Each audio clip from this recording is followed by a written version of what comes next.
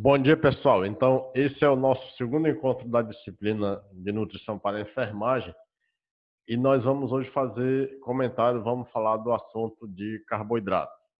Então, bora lá ao conteúdo.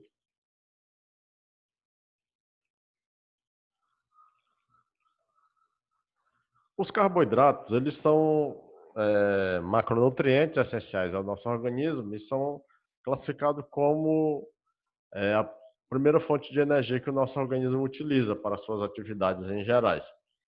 Então, assim, vamos falar da sua função, características e particularidades relacionadas a esse macronutriente. Os carboidratos, eles também são conhecidos como hidratos de carbono, né? E glicídio, glucídio, são considerados a fonte primária de energia para o nosso corpo, como vocês estão vendo aqui, né? Fonte primária de energia para o nosso corpo, já que fornece o combustível essencial ao funcionamento das diversas atividades do organismo. Então, assim, o nosso organismo, quando ele procura energia, a primeira fonte de energia que ele vai procurar é o carboidrato, principalmente na forma de glicose, porque a glicose é a fonte primária de energia para o nosso corpo. Nós vamos ver que os carboidratos são divididos em disacarídeo, polissacarídeo, oligosacarídeo e monossacarídeo, onde a glicose é a fonte primária de energia para o nosso corpo.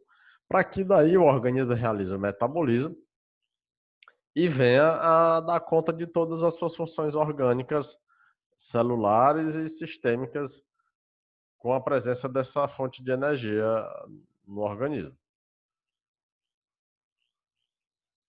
Função: fornecer energia, certo? Como eu falei a vocês anteriormente, né? Então, assim, os carboidratos, a primeira função deles é o fornecimento de energia. Vocês vão ver que existem mais de uma estrutura, mais do que os carboidratos, que fornecem energia para o nosso organismo. Como, por exemplo, os lipídios também são fornecedores de energia e as proteínas também são fornecedoras de energia. Porém, a diferença dos carboidratos é que eles são a primeira fonte de energia, a fonte de energia imediata que o corpo utiliza para a realização de suas atividades metabólicas. Eles ajudam também a regular a utilização de proteínas e lipídios, porque eles fornecem energia para o metabolismo dessas substâncias, e eles vão proporcionar reservas energéticas, principalmente pelo acúmulo de glicogênio no fígado e nos músculos. Os carboidratos, eles são classificados como monossacarídeo, oligosacarídeo e polissacarídeo. Essa classificação, nós não vamos muito nos deter a ela, porque é um dado químico, né? O que nós vamos ter que saber mesmo só relacionado ao monossacarídeo, principalmente a glicose, porque está relacionado a dois padrões de problemas no nosso organismo, que é a diabetes e o acúmulo excessivo de gordura, que está relacionado também à obesidade. Mas mesmo assim, vamos falar um pouquinho de cada um deles, né? Então, assim, a glicose é a fonte primária de energia para o nosso organismo. Ela é um monossacarídeo. Estruturalmente, quimicamente, ela possui sabor adocicado e possui a fórmula CnH2ON, onde a quantidade de carbonos pode variar de 3 a 7. Aí ela pode ser classificada como triose, tetrose, pentose, hexose e aí sucessivamente. No caso especificamente da glicose, que ela é um monossacarídeo, ela é uma hexose. Então, sendo mais importante as pentoses e as hexoses, e não sofrem hidrólise. Por que elas não são quebradas? Porque elas já são as estruturas mais básicas desses componentes de carboidratos. Por isso que elas não são quebradas. E aqui eu tenho como exemplo a glicose, frutose, a lactose e a manose. Não vamos nos deter muito nesse tipo de classificação, porque são estruturas químicas que não é o objetivo principal da nossa disciplina. Os oligosacarídeos. Os oligosacarídeos, eles são compostos formados por disacarídeos e trissacarídeos. Os disacarídeos, como o próprio nome já diz, né, são estruturas que vão ter 2 monossacarídeos. E os trissacarídeos, eles terão 3 monossacarídeos. Os polissacarídeos são os carboidratos mais complexos, aqueles carboidratos que são formados por muitas moléculas de monossacarídeo e são os carboidratos que sofrem hidrólise produzindo uma quantidade muito grande de monossacarídeo, que são a principal fonte de nossa alimentação, são os carboidratos complexos. Lá na frente eu vou falar disso. E eles ocorrem nos vegetais em gerais, na camada externa de revestimento de alguns grãos.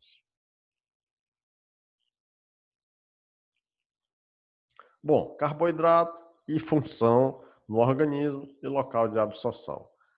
Os carboidratos, para serem absorvidos, eles têm que sofrer um processo de digestão, certo? E essa digestão, ela é traduzida em quebra, e essa quebra, ela ocorre em uma parte específica do nosso organismo, não ocorre em todas as partes, porque nós vamos ver que na disciplina de anatomia, que o processo digestivo ele ocorre fragmentado, ele ocorre uma parte no local, uma parte em outro, e o complemento da parte em outro local. Então vamos começar aqui pela boca, vamos saber o que ocorre na região da cavidade bucal. Na boca, eu vou ter a presença dessa estrutura, certo? Que essa estrutura, o principal componente dela é uma proteína, e essa estrutura que é uma enzima chamada de amilase salivar, ela vai fazer a digestão do carboidrato amido. Então, o amido presente na boca, como também a maltose, vai ser digerida por essa enzima.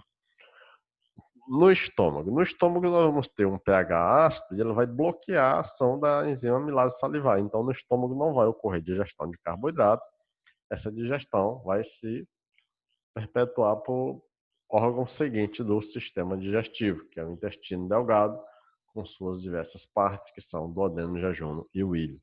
Então, no intestino delgado, tem as enzimas amilase pancreática, sacarose, lactase, maltase, que vão fazer a digestão desses carboidratos aqui, para daí serem absorvidos e, após a absorção, serem distribuídos para a corrente sanguínea. Caminhos da glicose. Observem bem, pessoal, prestem muita atenção relacionada a este nome aqui, glicose. Vocês já devem ter ouvido falar, já devem ter lido muita coisa relacionada à glicose, mas a glicose ela é um carboidrato classificado como monossacarídeo e é a fonte primária de energia para o nosso corpo, a glicose. Quer dizer, o nosso organismo, se ele precisar de energia, ele vai buscar na glicose. Porque nós consumimos glicose basicamente o dia inteiro, desde o café da manhã, onde a gente se alimenta de cuscuz, beiju, pão, etc. Tem carboidrato, tem amido, tem glicose, vai ser quebrado, vai ser absorvido. No lanche, no almoço, com a presença de arroz, e aí sucessivamente. Então, a glicose, ela é consumida e ela fornece energia de imediato para o nosso organismo. E assim continua todo o processo de metabolismo. Mas o nosso organismo, ele vai usando a energia fornecida pela glicose de acordo com as necessidades energéticas e metabólicas. O que eu quero dizer com isso? Se você consumir uma quantidade maior de glicose do que o seu corpo está gastando, o que ele vai fazer? Jogar fora? Não. Ele vai armazenar essa glicose na forma dessa estrutura aqui, ó, glicogênio, que é reserva de energia. Então, aquela história que o povo diz que comer massa engorda, é verdade? É verdade, sim. Porque no nosso organismo, a glicose que está presente no alimento que você comeu, que tem amido ou outro carboidrato, essa glicose, se ela não for armazenada, se ela não for gasta, ela vai ser armazenada na forma de glicogênio. E esse glicogênio ele fica armazenado no fígado e como também fica armazenado nos músculos à sua disposição.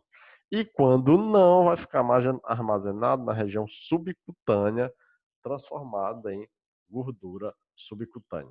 Então, assim, caminho da glicose, ser transformada em glicogênio, que é reserva de energia nos músculos e no fígado, para posterior utilização e obtenção de energia.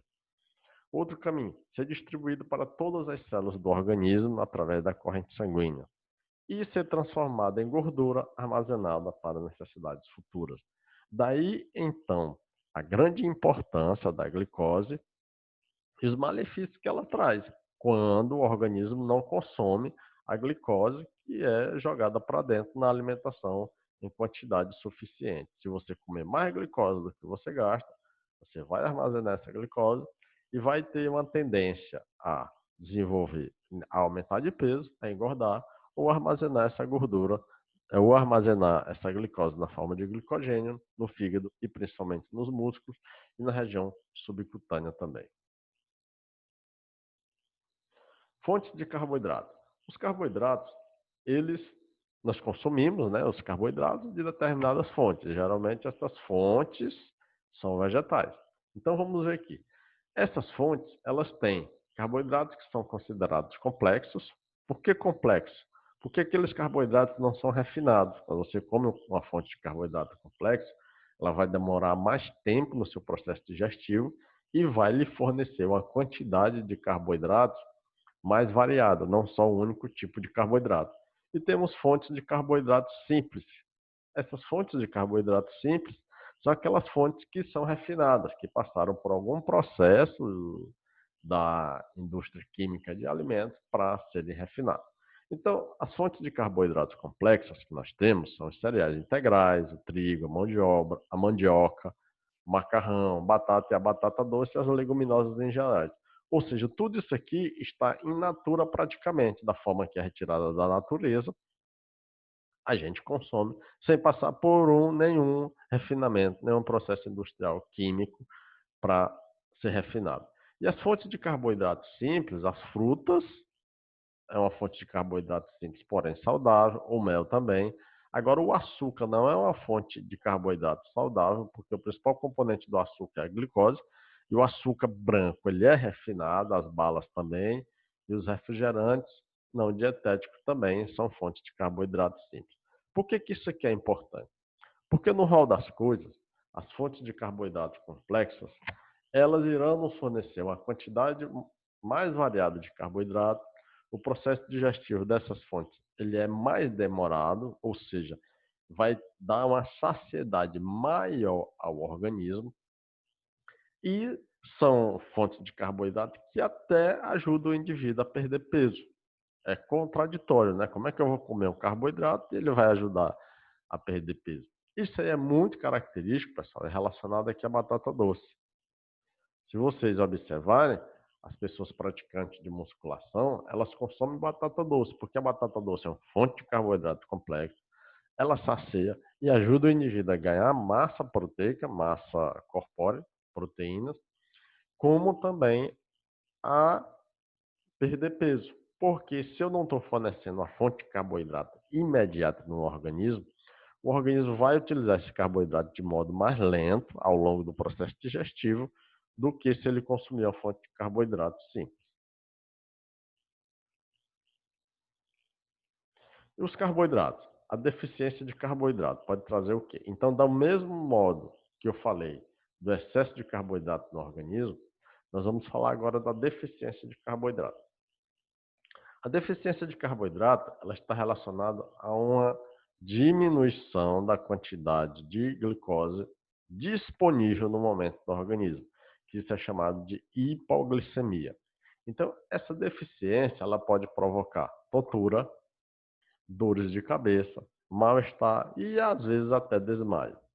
O indivíduo, quando ele está com aporte de carboidrato insuficiente para suas necessidades metabólicas, orgânicas, ele vai tender a emagrecer e a insuficiência de energia e nutrientes em geral. Tanto é que existem vários métodos, modalidades de fazer técnicas de emagrecimento, como jejum intermitente, que é você ficar sem se alimentar em determinadas horas, ou diminuir 100% o consumo de carboidratos, enfim, existem várias técnicas. E as crianças tendo o crescimento estrutural e o desenvolvimento comprometido. Então, a deficiência de carboidrato, ela traz isso. E o principal fator relacionado à deficiência de carboidrato é um consumo diminuído de carboidrato para as necessidades orgânicas. É bom que se fique entendido que a deficiência de carboidrato está relacionada à particularidade do organismo. A quantidade de carboidrato que é deficiente para um organismo pode ser eficiente para outro organismo, porque os metabolismos são diferentes e os processos biológicos que ocorrem em cada um dos organismos também são diferentes. O excesso de carboidrato. O excesso de carboidrato está relacionado ao aumento da massa gordurosa certo? E o excesso de peso, principalmente o acúmulo de gordura aqui na região abdominal, tanto a gordura visceral como a gordura subcutânea. Pode provocar desenvolvimento de cárie dentária, pelo excesso de carboidrato presente no organismo. Se o indivíduo come muito carboidrato, esse carboidrato vai estar presente na cavidade bucal, cárie gosta de carboidrato, ou bactéria gosta de carboidrato e vai terminar desenvolvendo uma cárie. Mas esse fator aí, ele não é tão interessante como esses dois fatores aqui. Os indivíduos que comem carboidrato em excesso, eles podem tanto desenvolver diabetes, como podem desenvolver obesidade, certo? É bom que fique entendido que nem todo indivíduo diabético ele é gordo, porque existem dois tipos de diabetes, vocês vão ver mais à frente nas outras disciplinas. Existe a diabetes tipo 1 e existe a diabetes tipo 2. A diabetes tipo 1 é a diabetes que tem um fundo mais genético, é aquela diabetes onde geralmente o indivíduo não é gordo, ele vai ser um indivíduo magro, e é uma diabetes mais severa que está relacionada à questão de descendência mesmo genética. Já a diabetes tipo 2 é a diabetes que está relacionada ao abuso e o consumo excessivo de carboidrato ao longo da vida, ao sedentarismo, certo? Então é uma diabetes que você termina adquirindo por hábitos alimentares errados e um sedentarismo exagerado ao longo da sua vida. Então está aqui o excesso de carboidrato, ele traz esses três itens, sendo esses dois itens em que os dois itens mais preponderantes e mais interessantes que nós vamos discutir ao longo do curso de vocês, ao longo da disciplina, das atividades, enfim. E como nós estamos falando de consumo excessivo de carboidrato, e dentro do consumo excessivo de carboidrato, existe um dado relacionado à questão da obesidade e não obesidade, eu trago para vocês aqui, vocês já devem conhecer, né, o IMC. Então, o índice de massa corpórea, ele é uma variável que nos dá uma ideia se o indivíduo está com o peso excessivo para a sua idade e altura ou se ele está com o peso adequado para a sua idade e altura. Como é que esse índice é calculado? Apesar desse índice ele ser muito mais utilizado na nutrição, nós da enfermagem utilizamos bem pouco esse índice, mas nós utilizamos ele como parâmetro, porque nas várias anamneses que a gente faz, ficha, que se preenche tudo, existe essa variável aí que é cobrada, né? O índice de massa corpórea ou pelo menos o peso do indivíduo. Então, assim, como é que a gente calcula o IMC? O IMC ele é calculado por uma divisão do peso do indivíduo, esse peso tem que estar em quilograma, e a altura do indivíduo elevado ao quadrado. Como é que isso é feito? Por exemplo, se o indivíduo tem 1,70 m, eu pego 1,70 m vezes 1,70 m, e o peso do indivíduo, digamos que seja 80 kg. Então, eu divido 80 por 1,70 m elevado ao quadrado. Mas para facilitar a vida da gente, existem as tabelas, né? Então, aqui nós temos a tabela de índice de massa corpórea, onde você já encontra esses dados aqui tudo prontinho, só para você encontrar o valor. Então, hipoteticamente, vamos pegar aqui um indivíduo que tem 1,70 m de estatura e que está com 95 quilos. Então, indivíduo com 1,70 m, 95 quilos. Nós vamos encontrar o índice de massa corpórea dele aqui. Ou seja, o índice de massa corpórea dele vai ser 35. E onde é que eu encontro o índice de massa corpórea 35? Vocês estão vendo que nós estamos aqui na faixa que está amarelada, né? Então, vou procurar bem aqui na faixa que está amarelada. Então, esse indivíduo com 1,70 m e com 95 quilos de peso, ele está obeso, está com obesidade, porque o IMC dele está entre 30 e 35. Então, o IMC ele é utilizado dessa forma. Essa tabela aí tem disponível na internet, em livros, enfim, até aplicativos que já fazem isso. É interessante para você ver essa questão. E o que que isso me traz de informação? Eu dizer que o indivíduo está obeso. Ou seja, que aquele indivíduo está acima do seu peso ideal. Se ele está acima do seu peso ideal, ele é um indivíduo em potencial para desenvolver determinados problemas cardiovasculares, obesidade, enfim, se ele já não tiver esses problemas.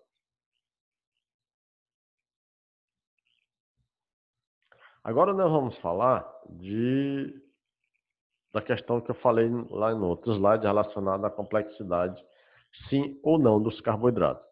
Entenda o seguinte: é mais benéfico para o nosso organismo consumir carboidrato complexo, porque os carboidratos complexos eles têm uma particularidade em relação aos simples. E vamos ver que particularidades são essas. Então aqui, ó, os carboidratos complexos, eles são chamados de carboidratos bons, pois também conhecidos como carboidratos complexos.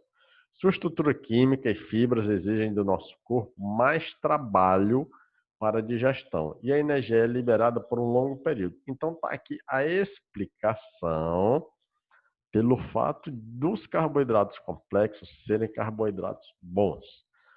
Porque o nosso organismo vai demorar mais tempo fazendo o processo digestivo desses carboidratos e ele não vai liberar energia rapidamente para o nosso organismo. Ele vai liberar energia paulatinamente, lentamente. Por que que isso é bom? Porque o nosso organismo ele vai consumindo energia de modo lento ao longo do dia, de acordo com as atividades físicas que você faz. Se você come um carboidrato complexo, ele vai lhe fornecer energia durante um determinado período, que é diferente de um carboidrato simples, que ele vai fazer com que você tenha um pico de glicemia, que a gente chama. O indivíduo, quando come um carboidrato simples, o seu nível glicêmico se eleva muito.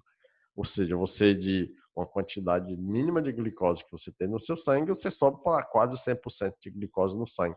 E aí você não gasta aquela glicose naquele momento. Por isso que isso é prejudicial. Porque o organismo, para acompanhar esse processo, vai jogar muita insulina. Ou seja, vai sobrecarregar, de certa forma, o metabolismo de alguns órgãos. Então, na sua maior parte, os bons carboidratos são os que se mantêm em seu estado natural, ou muito próximo do seu estado natural, como eu falei, né? São aqueles que sofrem um processo industrial menos possível. E onde é que estão esses carboidratos? Os pães de grãos integrais, os cereais em farelo, os vegetais, as frutas frescas em gerais. Por que que eles são bons? Porque eles fornecem fibras e nutrientes, eles possuem um baixo índice de glicemia, isso é que é o interessante relacionado a ser um carboidrato, e ajudam você a sentir um complexo de saciedade e querer não sentir fome rapidamente, onde também estimulam naturalmente o metabolismo. Já os carboidratos simples, eles são o inverso de tudo isso aí, porque eles são carboidratos que eles passaram por um processo de industrialização, sofreram ação de aditivos químicos da indústria alimentícia, então são carboidratos de pequenas moléculas de açúcar que são digeridos rapidamente em seu corpo. A energia é armazenada como forma de glicogênio nas nossas células. E se não for usada imediatamente, é convertida em gordura. Aí o malefício dos carboidratos simples. São carboidratos ruins, porque eles fornecem um alto índice glicêmico em pouco tempo e o nosso organismo talvez não vá utilizar essa energia. Então aí, eles são pobres em fibras, possuem alto índice glicêmico, calorias varias convertidamente em gordura e possui alto índice de glicose na sua composição. E aqui agora eu trago para vocês, né, um dos carboidratos complexos, um dos carboidratos mais consumidos, um dos carboidratos que só traz benefício à nossa saúde, que é a batata doce, os benefícios da batata doce. Então, a batata doce é uma batata. Vamos entender que quando se extrai a batata doce do solo, ela não vai passar por nenhum processo químico. Certo? Ela não vai ser refinada, ela não vai ser quebrada. Ela é extraída do solo, o máximo que ela pode sofrer é um processo mesmo de lavagem, e aí ela é oferecida nas feiras para ser vendida, nos mercadinhos. Então ela está basicamente in natura. Então ela ajuda a controlar o diabetes. Por que que a batata doce, sendo carboidrato, vai ajudar a controlar o diabetes? Porque ela fornece glicose lentamente para o seu organismo. Se você come batata doce 8 horas da manhã, a batata doce vai demorar o processo digestivo dela.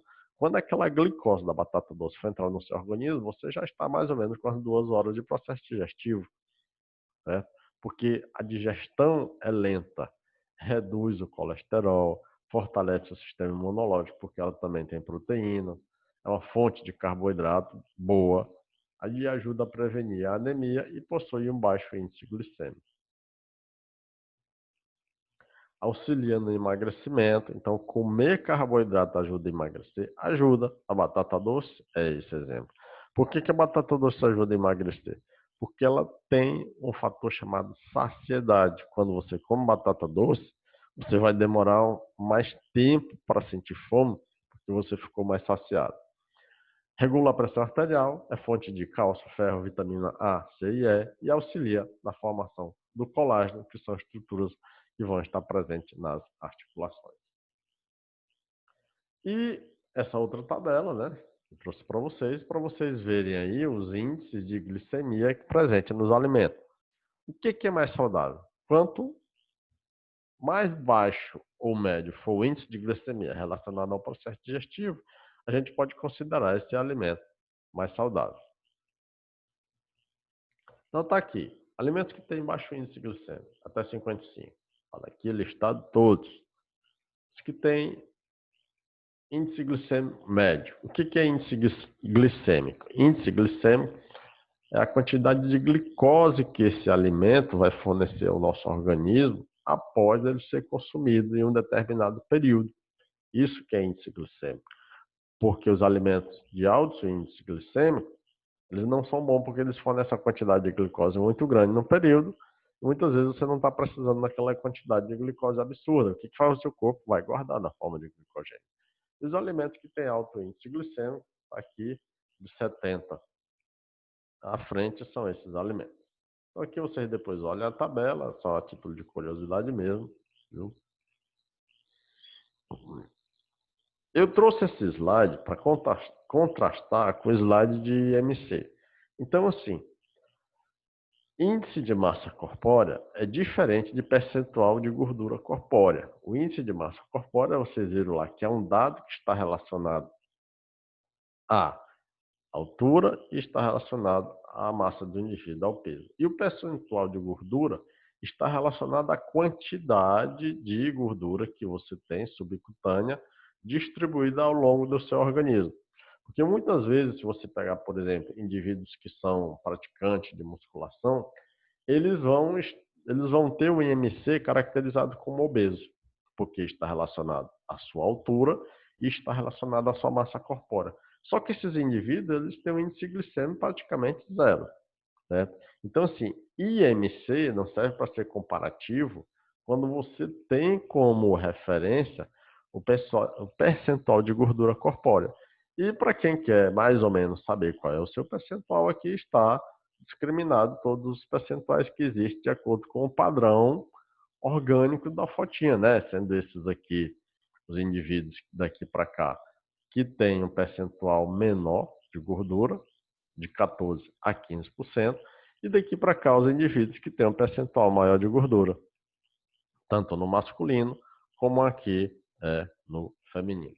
Esse percentual de gordura, pessoal, ele é maléfico, principalmente porque a gordura ela tende a se acumular aqui na região abdominal e subcutânea. E geralmente essa gordura subcutânea, associada à gordura visceral, que está entre as vísceras, vai trazer malefício no funcionamento do organismo como um todo, que a gente vai ver ao longo do curso de vocês nas diversas disciplinas.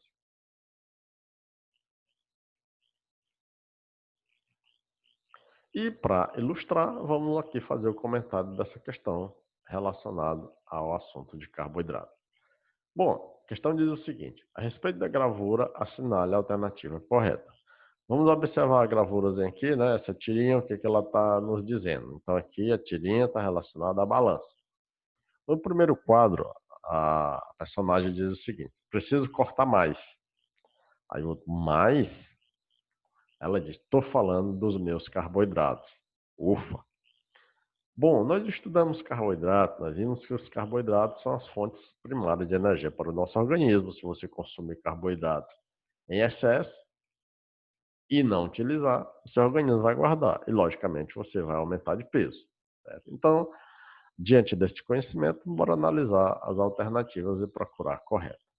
O macronutriente destacado na gravura tem função estrutural no nosso organismo. Opa! Carboidrato eu não falei em função estrutural. Carboidrato eu falei em função energética. Então, a letra A já cai fora.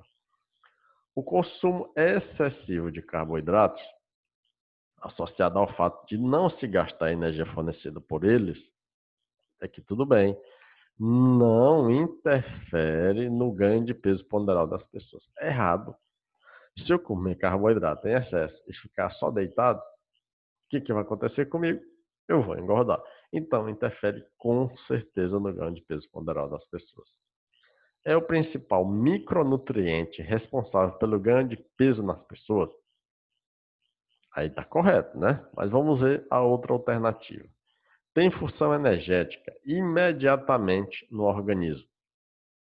E a outra alternativa diz: amido de milho, amido de trigo, batata doce e mel são alimentos energéticos. E aí? Onde é que está a alternativa correta? Vamos procurar o seguinte. O que eu disse para você? Que os carboidratos, eles são os componentes, a primeira fonte de energia para o nosso organismo.